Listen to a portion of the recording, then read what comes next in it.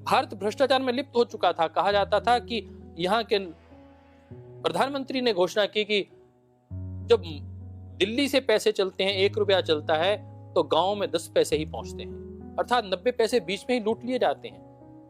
ऐसा परिदृश्य खड़ा हो चुका था जहां लाखों करोड़ रुपए का भ्रष्टाचार ही चला रहा था। 2G 4G का कोलगेट, ये सब कोल की मायने खरीद ली, उनको खा गए। ऐसा चारों ओर से हाहाकार और त्राहिमाम की चीखें गुंजायमान हो रही थी। उसको लेकर पूरे देश के युवाओं में एक आक्रोश था।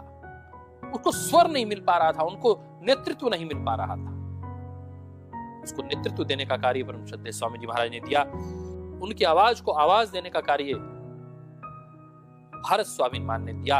आप सब कार्यकर्ताओं की उस संस्था को यह गौरव जाता है कि आज भारत के जो गौरव के स्वर गूंज रहे हैं, उसके पीछे आप सब लोगों का खून पसीने की मेहनत है साहब। आज की जो वर्तमान की आप सरकार देख रहे हैं, उसको स्थापित करने में भारत स्वाभिमान के कार्यकर्ताओं ने जो खून पसीने की ताकत लगाई है, वो किसी से छिपी नहीं हुई है, वो जगजाहिर है।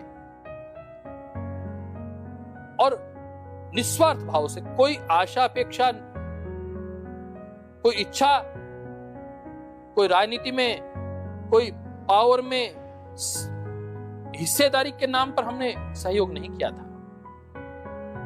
आज देखते हैं आप कि पतंजलि योगपीठ, भारत स्वाभिमान के कार्यकर्ता हर कार्य में, राष्ट्र निर्माण के हर कार्य में, योग सेवा के कार्य में, आयुर्वेद की सेवा के कार्य में हर कदम आगे बढ़ रहे हैं।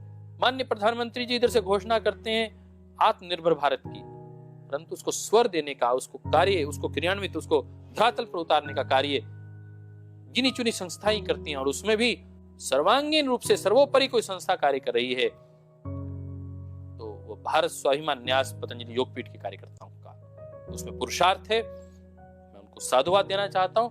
वह कौन से संकल्प थे जिस पर ये भारत स्वाभिमान न्यास खड़ा हुआ था?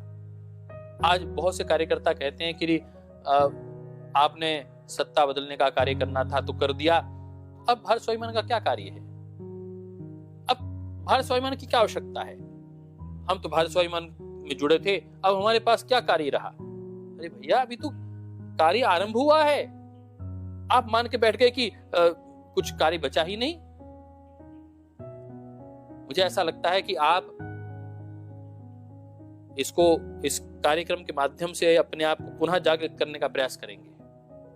आज ये संकल्प लेंगे कि हमने जो भारत स्वाभिमान के माध्यम से नारा दिया था, वो नारा था सत्ता बदली बार बार, व्यवस्था बदलेंगे इस बार। हमने व्यवस्था परिवर्तन को लेकर, भारत के स्वाभिमान को जागृत करने को लेकर ये पूरी योजना, ये पूरे न्यास की, पूरे विचारधारा का गठन किया, इस संगठन का गठन किया है।